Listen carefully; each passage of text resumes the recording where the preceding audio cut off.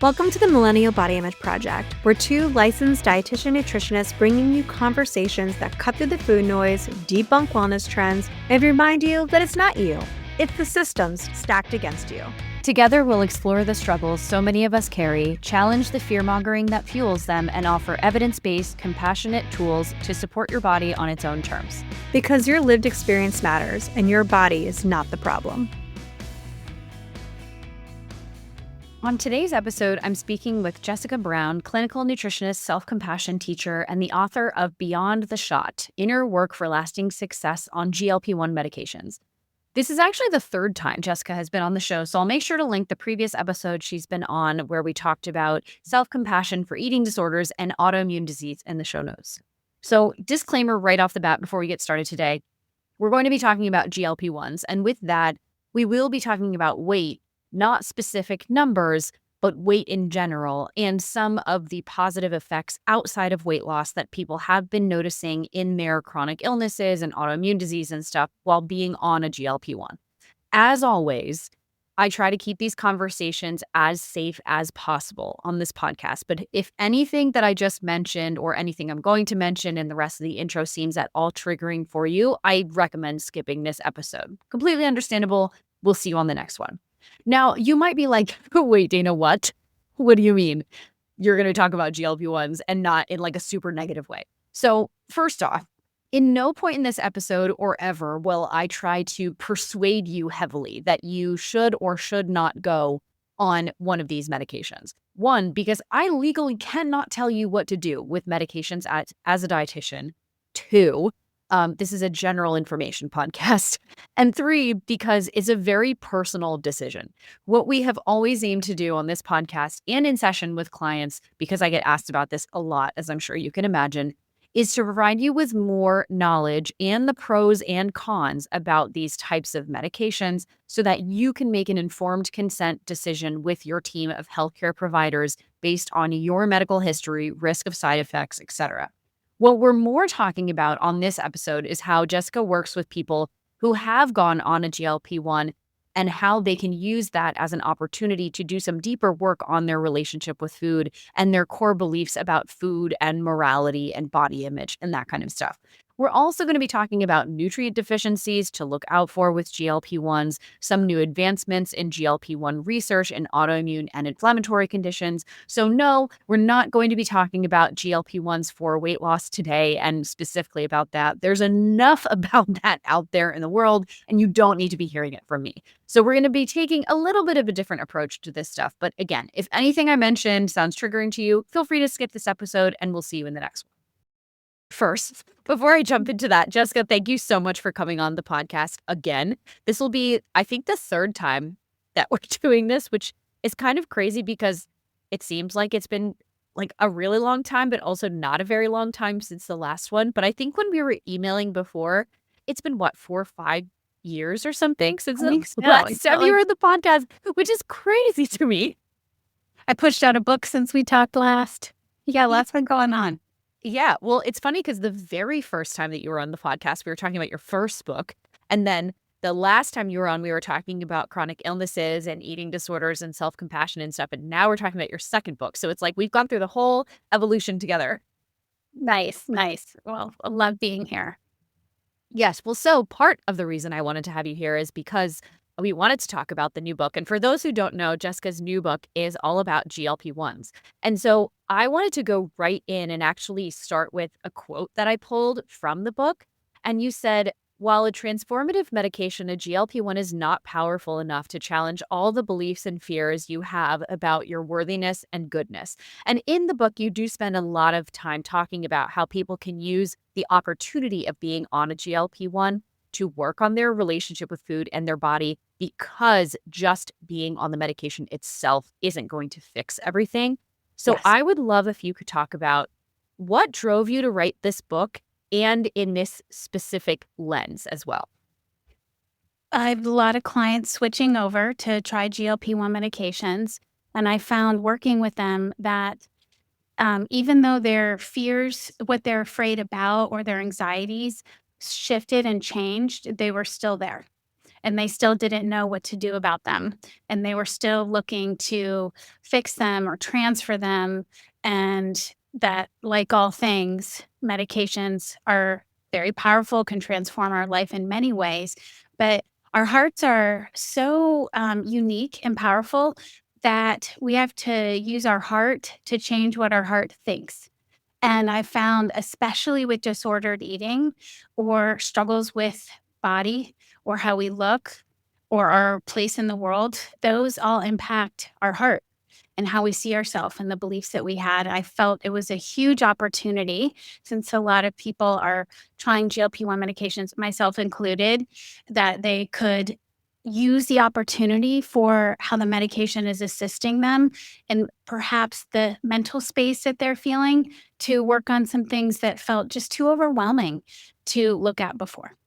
I love how I don't know if you did this on purpose, but I love how you have a through line with both of your books and all the conversations as we have had. Because your first book is called The Loving Diet, and you talk more about autoimmune disease. And now you talk about bringing more of your heart to this conversation, which I think is a very cool through line here.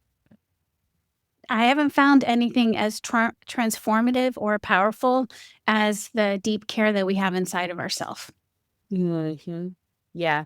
Well, so speaking of the continued struggles and fears that you were mentioning, seeing with a lot of your clients who were maybe debating going on GLP-1s or are actually on GLP-1s, I wanted to talk about food noise because there's a lot of discourse around food noise, right? And I think for a lot of people that are coming to us, right, and our clients, and in general, Western culture, what we've now deemed food noise as the problem is like a lot of people think of food noise as a problem because our culture says it is wrong and unhealthy to think about food so much. So I would love if you could talk about how do you define food noise? And then how do you figure out, or what is the line that's like, this is now a problem for people, not in the way that society says it's a problem, like not because our culture says it's bad, but because it's disrupting their lives in some way.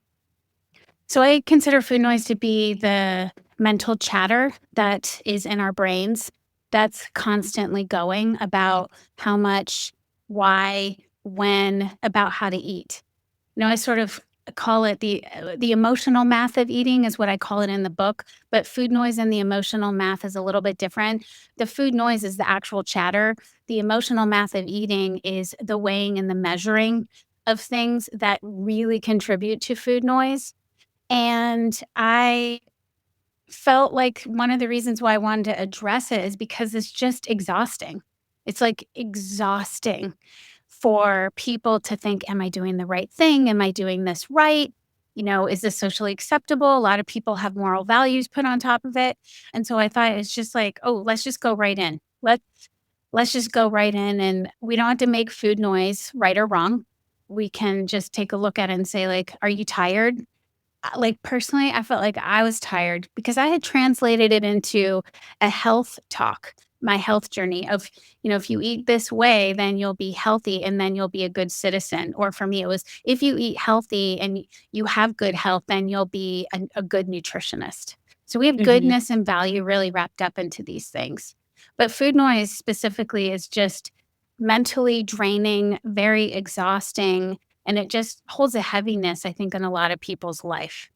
And it's interesting because I think both you and I, coming from the functional space, it's not that there's necessarily more food noise and food chatter, but it's almost like it takes on a different angle, because we're coming from a background or a teaching that food is medicine, right? And we know that it can be used in that way. But then after a certain point, for people who either have a background or in disordered eating or chronic dieting or using food in that way, it can almost take a step too far, and that can play into the food noise. If you're already dieting, if you're already trying to lose weight or manage a chronic health condition, at what point does do the healing protocols and like trying to heal things with food, at what point does that become another layer on the food noise and the emotional math of food, like you were talking about?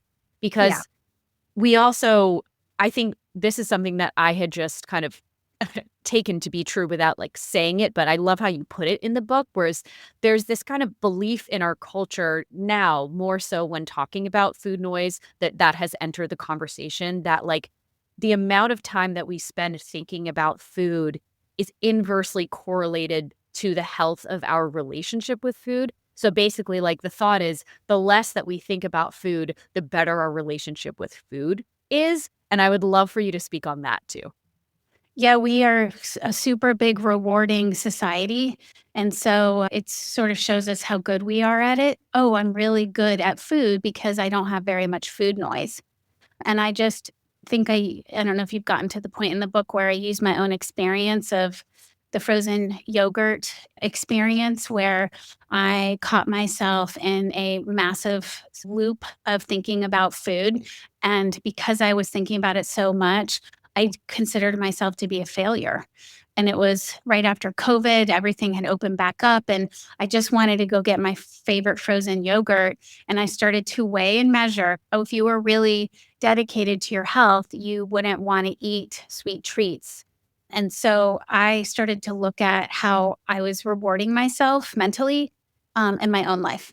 And I realized that self compassion is a really effective path for just looking at that straight on and moving away from rewarding the yes no template and more looking at the peace template, which is it doesn't matter if I reward myself with food or not. It doesn't matter if I want to lose weight or not. It doesn't matter if I want to go on these medications. It doesn't matter. Like there's this whole thing of well, what if we just took that all out and we were to face our own suffering head on? Sort of Mhm. a long-winded answer to that, but Yeah. But I mean, I don't that wasn't that long-winded. We have a whole podcast episode, right? But it's difficult too, right? Because the yes and no, the black and white way of looking at it Mhm. is way easier and way easier to categorize for people, and also the way that they've probably been operating for such a long time. So it's interesting, right? Because you have this juxtaposition of if you're deciding to take a GLP-1, it's almost like the food noise starts to shrink or go away and your body may be changing and it is making certain things easier, right? But then at the same time, like you say, it opens up this opportunity for you to do the deeper work, but the deeper work is also really hard, So it's almost like certain things are becoming a little bit easier, but then certain things you're going towards the path not of least resistance. It's like, okay, if yeah. I really want to work on this, not just for where you are currently, but you have a later section in the book of that I love, which is the reality of like what happens if you go off. And also even this whole mental conversation that people are probably having of even when they're actively on medications, of the fear of what happens afterwards. And what you're saying in the book is, well, if you can give yourself the time and space and compassion to try to do some of this work now, it will Yes. make a lot of that, not only those fears start to minimize, but then also if you do decide or have to go off the medication at some point, because we never know what's going to happen in the future at this point, right? Exactly. It's better to be prepared with that. So I love the way that you phrase that too. Yeah, because practicing self-compassion is a skill everyone can learn. It's an internal skill set, so it's just like flexing a muscle because the muscle's already there. Flex it, and what I love about it is it's been shown in science to increase emotional resilience. So, one piece too, when I started going into the later stages of perimenopause, I found that my food cues were so messed up because natural hormone fluctuations deeply impacts leptin. And so I just noticed myself becoming insulin resistant. And I remember I took a walk with my husband and he's like, "Well, you practice this whole self-compassion thing. You must be happy with your body." And I thought, "Oh my gosh, that's what we all need to know right now is that practicing self compassion does not equal happiness. It actually, for me, equals peace. That I realize, oh my gosh, I'm deeply unhappy with how my body is. And I always have been. And I don't know if I ever will be. And if I just sit in that space and I'm really honest with myself and also kind at the same time, I can live with that. Like I can live with not being happy with the body that I got. And I think that that was really a turning point for me when I saw same thing is true, whether you're on a GLP-1 medication, whether you have a history of eating disorders, whether you're dealing with an autoimmune disease, it all sort of comes into the same thing, which is I can be with myself struggling in this place. And I can actually, by doing that, build emotional resilience, which is going to help me for future struggles. Exactly. And I think it's so important to talk about how that can be helpful at no matter where you're at with your health journey. Like you said, whether it's an autoimmune disease, whether it's weight loss, whether it's disordered eating or any of the categories, right? But whether or not you're on a GLP-1 and whether or not your body has been changing. Because I think as we have all been brought up as women in this society, like we've become ingrained with what we take is a belief of if my body is smaller, I will be happier with it. I will be more accepted. I will receive more love. But as we've all experienced in our dieting over the years, that's not the case, right? Like this is an exercise I always talk about with clients is, they'll be at a certain weight now that they're unhappy with, but then we go back and think about, okay, well, when you were at this other weight beforehand, whether that's 6 months ago or years ago or kids ago or whatever it was, Yeah. were you entirely happy and compassionate with yourself as you think would automatically happen if you did lose that weight or change your body? And the answer is always 100% no, right? And it's so difficult because we believe this fallacy and we've led to believe this fallacy that if I just lose the weight, I will automatically be happier and everything will fall into line. And I think that's why this work is so important also. It's not only to untangle those beliefs, but then it's to try to figure out like where did those beliefs come from? Because that's what needs to be unwound so we can move forward. So I would love if you could talk about that belief structure as well, because you also talk about, you called it using like bad data and how that plays into your relationship with food. And I loved that. Bad data is what we think is true, but actually isn't. In some ways, I feel like we have been sort of sold a lie. And people who are going on GLP-1 medications may experience dramatic healing. Their chronic illness might really be improved. And we have to take really good care of those kinds of progressive things that we're seeing because so many people are metabolically unhealthy in the world. But then there's the other piece, which is fears that people have don't change.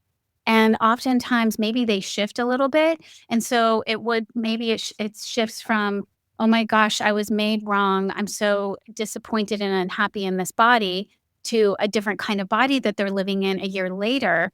But then the belief, that core belief structure is still there. And now it might say, well, this might be too good to be true. And that medication is going to stop working, or you're just an imposter and everyone's going to find out about you. And so when I started working with my clients and really listening to their stories, I saw that oftentimes beliefs will just shift and morph into something slightly different, but there's still a heaviness there. And that's that opportunity of using the mental clarity that many people have from these medications, working on neurotransmitters to actually get to work.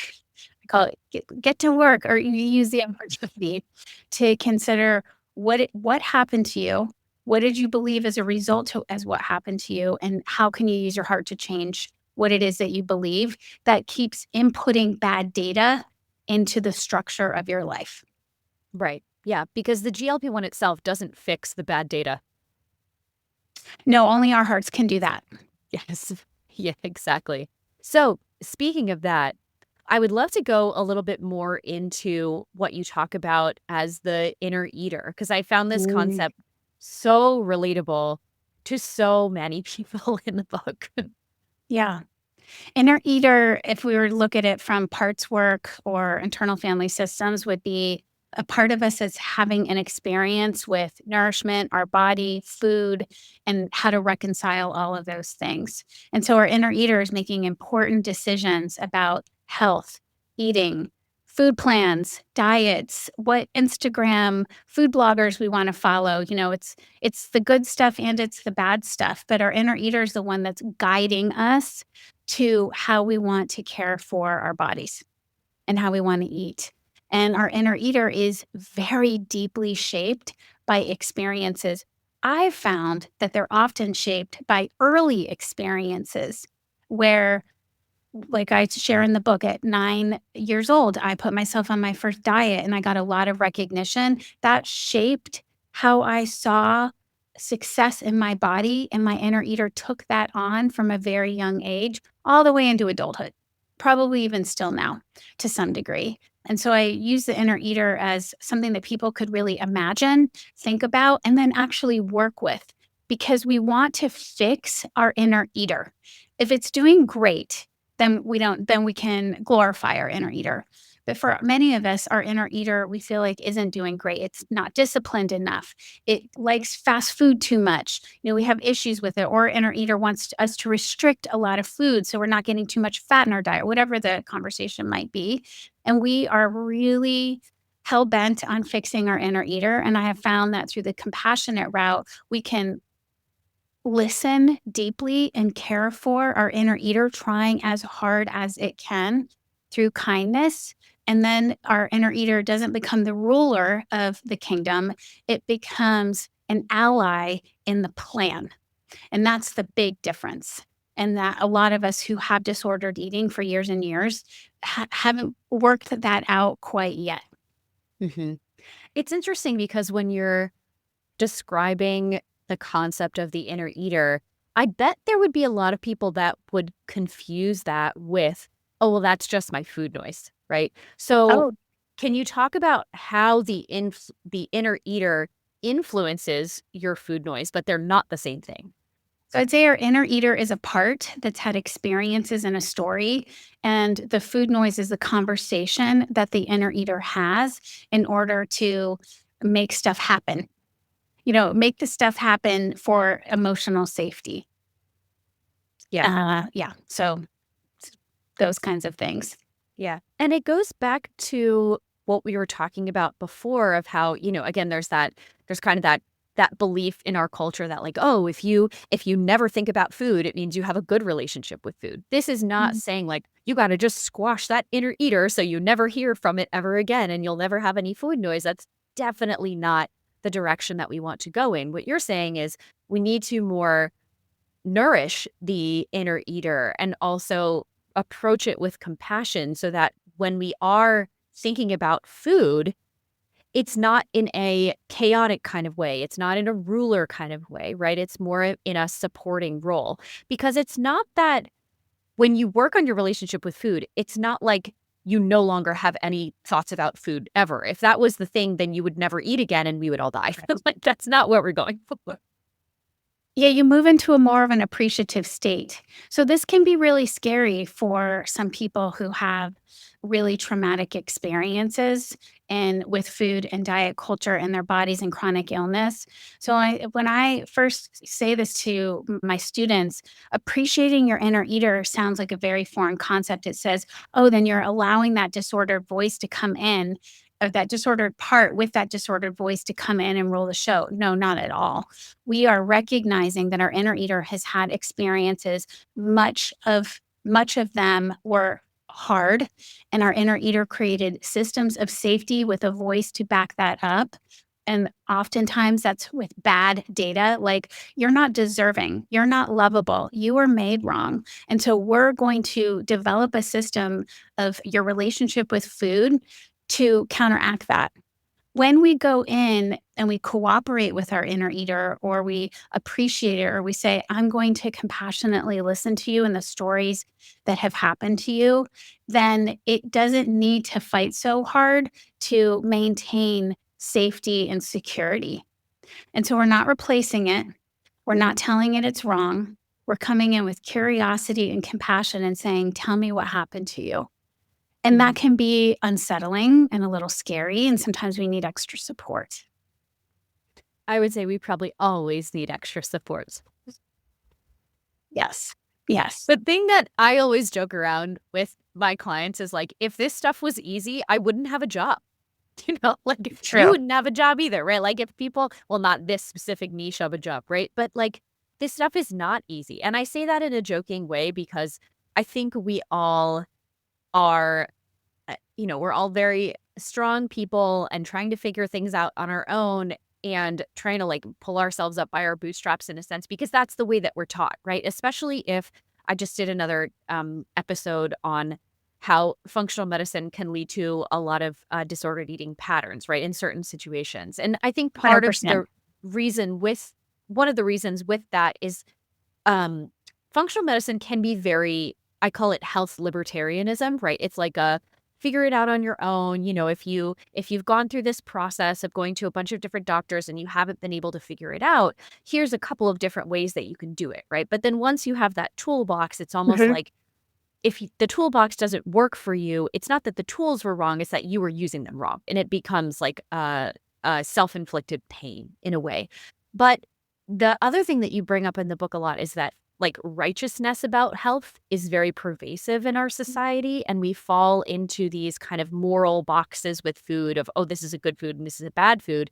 And then piggybacking on what you were just saying of we almost go through these like self-punishment cycles if we don't think that we're good enough or we're deserving enough. And it's almost like if we're eating, quote, bad foods, we think that we are deserving of the consequences that Correct. happen or that we're told happen as a result of eating those bad foods. And we Yep. just have to swim to the surface here, like kind of Yeah. find our way through the noise, which can be really difficult if for however many decades your inner eater has been informed by this bad data and these really difficult experiences. I'll say something that's very controversial, I and love it. I have thought about this so often, which is exactly what you're saying, the rewarding piece. I think that there's the prosperity gospel has been ingrained in our health movements, functional medicine being one of them, and we don't even realize that it's happening. And so we are liberating ourselves from the if you do good, you get good back. Because we all know that good people have horrible things that happen to them. We Mhm. lose people we love all the time, and they didn't do anything wrong. And in some ways, we're unwinding this. And this also means that we have to say, hey, if you want to go on a diet, you're not wrong either. You Mhm. know, so that it's like, oh, wow, I'm just going to allow myself to have this experience. And I'm going to sort through my own story in the ways that I try to keep myself safe and remove. And especially right now in the health movements, I would say the prosperity gospel is high, high, high. Oh, yeah. And anyway, it's just something that I think about, which is concerning to me. Mhm. I don't know what Yeah. else to say about that. I mean, it's interesting because I feel like we were talking about this 10 years ago of like we need to get away from like the good versus bad foods and everything. And now there's even more layers of morality and goodness wrapped into it.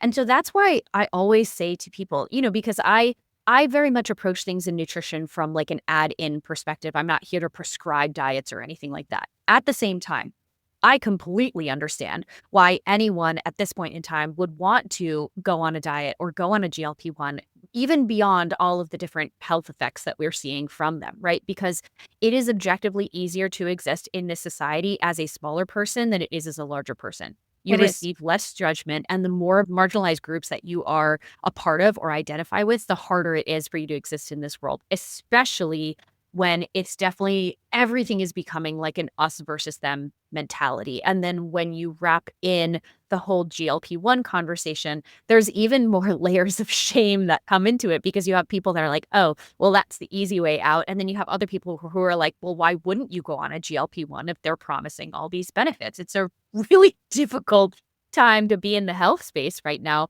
for both clinicians and just people in general. I agree. I don't know the answer to how we're going to solve this issue of because the moral shaming is higher than I've ever seen it in lots of different areas. But we are having a lot of data come forward, and science is helping us figure out a lot of these things.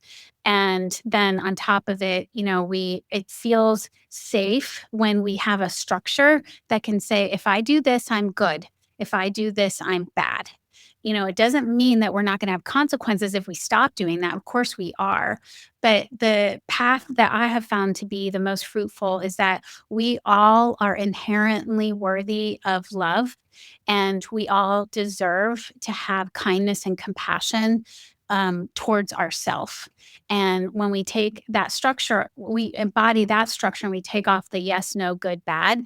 We have to look at places where we're hurting inside, and that's never easy, especially in this fast world where AI is right here with us, helping us. In some ways it makes it more clear, but often a little bit more complicated at the same time, because we have to look at more things that we're telling ourselves that might not be true.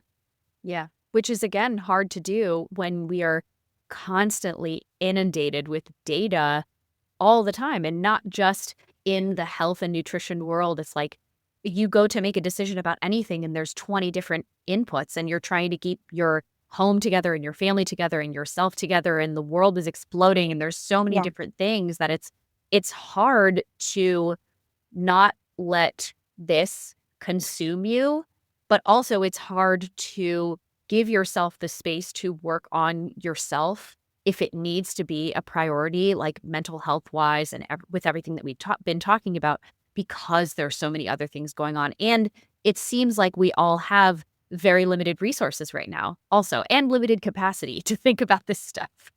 Yeah. When I went right before I went on a GLP and I had my life insurance policy done and I was almost pre-diabetic, I went through a huge period of grief. And this brings up another thing, which is the world is moving so fast and we have so much information. We don't have time or the capacity to allow ourselves to grieve, because so often natural grief has gotten mixed up with you did it wrong. I just proved to you that you did it wrong. And compassion is so cool because it's such an important part of the process, is to allow those feelings to come up and allow ourselves that natural place to grieve and have our experience, and not judge us of being a bad person just because we might have messed up. Like I was like, "Ooh, I think I messed up," not being able to interpret my hunger cues properly because I was going through perimenopause. That doesn't mean I'm a bad person. And that's the big thing. And that's where that prosperity gospel really gets intertwined, is because it's this whole idea that God rewards good people. And who's making that decision? I don't even know. So it's a very complex thing. But the other part is, Dana, I think it's super exciting. I think it's very, very exciting to be in this world right now, because we can sort through perhaps a lot more if we're willing to, and we create that space. That's a little bit of a silent space to do it. Yeah. Well, I actually do want to go into, we've been kind of alluding to talking about the science and stuff of GLP-1s, and I'm a nerd for this stuff. So I wanted to switch gears a little bit, because both of us are nutritionists, and talk about the real impacts of GLP-1s, and if someone is either contemplating going on one or is on one right now, how it's really important to pay attention to your nutrients when you're on a GLP-1. So Yeah. I think you recently posted something on Instagram about, there's been a couple studies have come out that are showing that 1 in 5 people will develop a nutrient deficiency within 6 months of being on a GLP-1. So I would love if you could talk about why that happens, because it's probably not what people think is the reason why it happens. And then what you recommend for people to do to check in on that. Well, first I'll say that what we're talking about right now is so important that last year, the 5 biggest health agencies put out a press release saying that people on GLP-1 medications need more nutrition and behavioral health, those 2 things together, and that there is a massive deficit. And yeah, so because there's such a deficit, we're going to see 1 in 5 people getting nutrient deficiencies. It's not because the medication is doing anything, but there is a part of it that's the slowing of the gastric emptying. But the biggest thing is people are just not eating enough food. And I would say that they're maybe not eating nutrient dense food. And this is such an exciting time for people to get basic nutrition lessons, of what kind of multivitamin to take if you want to do that. What are the most important things? We know that B12 is a huge one, and vitamin D and zinc. I think those are the top three. Those are the nutrient deficiencies that we're seeing most often. And so putting a little bit of time and energy into making sure if you're going on a GLP that you have awesome support that's going to help you make sure that you're not losing too much muscle, you're not losing weight too much fast, because when we look at those things, it's going to help with hair loss, it's going to help with the nutrient deficiencies. And so these are powerful medications, but powerful things can also be side effects when we are on them. And so it's just like more excitement to me of, oh my gosh, I'm rooting so hard for you. And let's make sure these things are happening. Yeah. Well, it's interesting too, because you think about, yes, there can be direct side effects from the medications. Obviously, everybody's talking about these, but then there can be indirect side effects, I guess we could call them, from vitamin D, iron deficiencies, zinc, all these other things too. So it's not even necessarily, yes, it would be a secondary effect of the medication, but that's one that you can deal with more readily, right? Like, plus, iron deficiency is one of the top deficiencies in the whole world. And if you are pre-menopausal, that's definitely something that we need. I mean, I see anemia all the time in my practice. I don't know about you, probably. But if that's something that a lot of people are susceptible to, even without a GLP medication, then with a GLP, that's something we definitely need to pay more attention to. Talk about hair loss, talk about low energy, talk about easy bruising, like all of this kind of stuff. And then I loved first, I loved in the post, you were like, the medication is not eating all your nutrients, relax. Basically, means that, which I thought was so funny, made me laugh. But I love the recommendation you gave for the frequency of lab testing for this also. Yes. So talk about that. So testing yourself before you get on a GLP is fantastic. And then working with somebody who can tell you the test to take, because some doctors do it and some doctors don't. Yep. And so this is where nutritionists who can help walk you through it can tell you exactly what kind of test to get done. And here's the cool thing. You can do it yourself and it's not even that expensive. And so I recommend to my clients every 6 months to get these tests done and like do an iron panel as well. And so, it's not expensive. It's less than $100 to get all of those.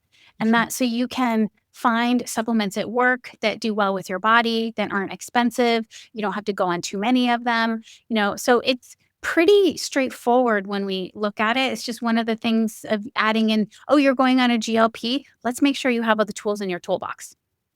And like vitamin D for bones. I mean, I think in a way we are helping uncover perhaps bigger deficiencies that we see that are outside of the GLP world as well. And that GLP-1 medications are helping to highlight, because we're putting the spotlight on this of, oh, you should look at some micronutrient deficiencies. Let's test you, of people who might not normally even know that they have it, because these are definitely tests that your doctors usually don't run. Maybe vitamin D. My doctor will run vitamin D, but that's it. Yeah. I mean, sometimes they will, sometimes they won't, like my hope would be, with all of these advancements in GLP-1s, and then hopefully more practitioners knowing about the nutrient deficiencies that can happen, maybe we just make these nutrient tests like a part of the annual physical. Would that be great? I love that idea. I would love that. Because, sometimes, and I've had this experience as well, is like I will go in and hand my primary care a list of labs that I want to get done. They're like, oh, I don't know if we can do these. And I'm like, well, I have family history of this. We've tested this before and it was low. I don't know why we wouldn't do it. And they're like, oh, I don't know if I could do it. Like, oh my God, can we just? And this is someone who's advocating for themselves and works in this field, right? Like most people don't have that congruence, I guess, of two big factors, right? Most of the people will go in, they're like, oh, I'm just kind of, why would they not run vitamin D and iron at my annual physical? That makes sense for them to do. Yes. No. And sometimes they won't even run hemoglobin A1C. I'm like, what are we doing here? One of the main things that, like, one of the main diseases we see in this country is type 2 diabetes. why are we not running a hemoglobin A1C on everyone who comes in for an annual physical? It drives me crazy. Like, That's a really good point. Yes, that's correct. a side tangent that I could go off on, but Well, so people can test this themselves. And oftentimes now, because I have so many people I work with on GLPs, I will give them a bullet list of here's exactly what I want you to say to your doctor. And mhm, if they say no, okay, we can do it ourselves. And then yeah. you can bring in that test that shows a deficiency. And by the way, they might not have the best multivitamin or whatever it is, like supplement to tell you because that's not their area anyway. So Yep. I feel like in some ways, look, I talk to a lot of nutritionists and dietitians and health coaches who are feeling nervous about GLP-1s. And I say, are you kidding? There is a bigger need for people working in this world right now than ever. We're Mhm. just in a small lag period because doctors are going to soon be overwhelmed because we are getting out the information to let people know, hey, 1 in 5 are going to have a nutrient deficiency. Here's what it is, and here's what to do. And so Mhm. for me, it's super exciting and that people have more at their fingertips that cost less money to be able to navigate this in a super smart way. Yep. Yeah. And plus, so the other thing that I wanted to probably briefly go into, because we could do a lot of episodes about this, but and it's actually so funny because I know you posted the other day how you did this reel. You were like, I used to be like yelling about how GLP-1s are like positively influencing the immune system and autoimmune disease, and I don't talk about that stuff anymore. But today, I want to talk a little bit about it because I Sure. think that this, like you have, I know you've been talking about this since this research has been coming out, what, at Mhm. least last year. But Yes.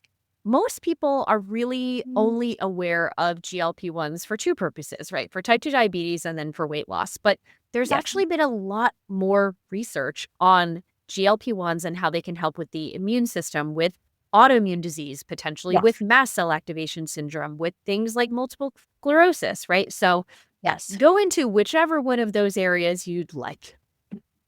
We know that without a doubt that GLP-1 medications are immune modulators. That means that they bind onto immune cells and they modulate it.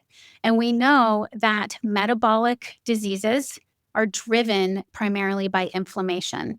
And so when we have a medication that binds to immune cells and helps regulate those immune cells to be less inflammatory, the benefit of that is lower metabolic disease and inflammation markers go way, way down.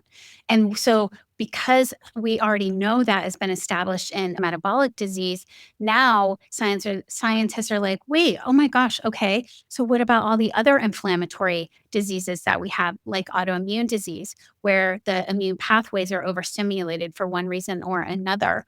And so now, I mean, there's so much research coming out, it's almost hard to keep up with about how well these medications are helping modulate immune cells. So when we look at cardiac disease or cardiovascular disease, which now GLP-1 medications are one of the considered to be the first one of the first lines of defense for cardiovascular disease. Cardiovascular disease is run by genetics to a degree, but inflammation. And so, why do GLP-1 medications work? Well, yes, they do improve your glucose and your insulin, but they also regulate those immune cells that drive cardiac inflammation. And so, we're starting to see it does it in the brain, it does it in the muscles, it does it in the nerves. And there is a whole entire world that's opening up. Does it do it for everybody? Absolutely not. But is science showing amazing potential? Yes. Yes, yes. And to me, that's so exciting because a lot of people feel hopeless, helpless. They go into restricting their diet. They go into, well, I got to do something. My Mhm. inflammation is so high, or I don't want to be in an MS flare. What's causing my MS flare? And remember 10 years ago when you and I first, has it been 10 years? I feel like it's been 10 years when we first It talked. might have been, yeah. It was, oh my gosh, let me go on a really anti inflammatory diet Yep. to lower inflammation and pull me out of a flare. And now we know that there are things that we can do that are might be much easier and more effective. And the amount of private messages that I get of people saying I'm in remission or I was able to lower my dosage or my doctors are thrilled or I feel much better is almost more than people saying, I lost weight and I'm happier in my body. I have people who say, I could barely walk from my rheumatoid arthritis. I went on this medication because of my weight. No one told me that my rheumatoid arthritis would be this much better. I'm so happy. And so that's the part that I think is super cool. We love science. Love science. Love science. Science is cool. Science meet compassion. That's where we are today. Ooh, it is. Yes. Yeah. You can use that. I don't need affiliate fees or anything. But people are really hungry for this information. They had no idea. So I've been loving putting it out in a way that I feel like is just bite-sized chunks of information. It's been super fun. And I'm going to continue doing it and talking about some trials coming up that people might, because that's the other thing. These medications are not available to everybody. And so if somebody has a chronic illness and there's a GLP-1 trial that they can enroll in, and then they can get medical oversight and be on the medication and get all of their labs tracked, that to me is like, oh my gosh, I'm so excited to give that information out. That's probably a way simpler way for people to go about even trying any new medication than, I mean, I work with people who have Crohn's and colitis and their like regular biologic is getting denied by their insurance now. It's just like, Yes. It's such a mess out here everywhere, So let's send out some hope. And so that is a good example of one of the reasons why I wanted to write this book, because I did it for GLP-1 medication users, but the same fear happens in autoimmune disease. Just yesterday, I talked to somebody, one of my clients with psoriatic arthritis, and he said, I'm terrified that insurance is going to stop covering my biologic. That takes a toll, that mental weight of what if I have to go off of it, because he is in remission from his psoriatic arthritis. And so when we talk about these fears about the future, it's hard to sometimes trust that our hearts can help us with fears about the future. But I have written 2 books about it now that, it's a free resource that you can just harness from inside of you and just practice flexing the muscle. And it is really helpful for helping future anxiety, which is a big reason people restrict their food is, oh, I need to stop this right now. Oh, yeah, definitely. Oh my gosh. Well, thank you so much for coming on today. I think we'll stop here. We could talk about this for hours, as you guys can probably tell. But I will make sure to link your book. Yeah, I highly recommend that you guys follow Jessica on Instagram. Like, not only is she very funny, but I think you do things like in a very approachable way, especially with all the new studies and things that are coming out. So I always really appreciate it because I'm like, oh my God. It is so hard to keep up with all of this stuff for anybody, right? Yes. And unless you're making it a priority daily and weekly, which I admit in the GLP-1 world, I am not. So I personally have been really appreciating all of your posts and everything too. Thank you. It's been great to be here. I'm glad to be a returning guest. And thank you for putting out the information that you do that's so helpful to everybody. And I appreciate you having me on. Thanks. Well, I'll just have to have you on again. So okay. In maybe 5 years. Okay. You'll have another book by that point. Yeah. I think so. As always, thanks so much for listening to the Millennial Body Image Project. Find us on Instagram at Millennial Body Image Project, or you can find me at DanaMonsees_CNS. And if you have a question or topic you'd like me to cover on an episode, send an email to millennialbodyimageproject@gmail.com. And we'll see you next time.